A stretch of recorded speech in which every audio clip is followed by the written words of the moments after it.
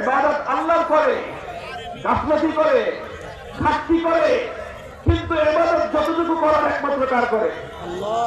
আল্লাহর করে। এটা হলো তাওহীদ ফিল ইবাদত। সিজদা একমাত্র কাকে করে মানুষ?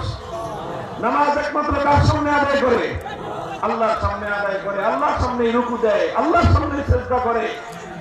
একমাত্র আল্লাহর জন্য ইবাদত করা, এটাকে বলা হয় তাওহীদ। তাওহীদ ফিল ইবাদত। ইবাদতের মধ্যে আল্লাহ তাওহীদ। ইবাদতের মধ্যে আল্লাহর সঙ্গে অন্য কাউকে যদি কেউ শরীক করে, তার ঈমান থাকবে? বলেন তো, তার ঈমান থাকবে?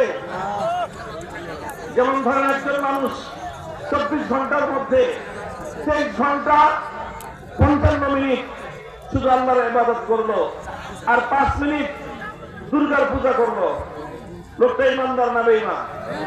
সন্দেহের কোনো অবকাশ আছে? আচ্ছা, 5 মিনিট না, 1 মিনিট সে দুর্গার পূজা করে, আর 23 ঘন্টা 59 মিনিট সে আল্লাহর ইবাদত করে, ইমানদার না বেঈমান?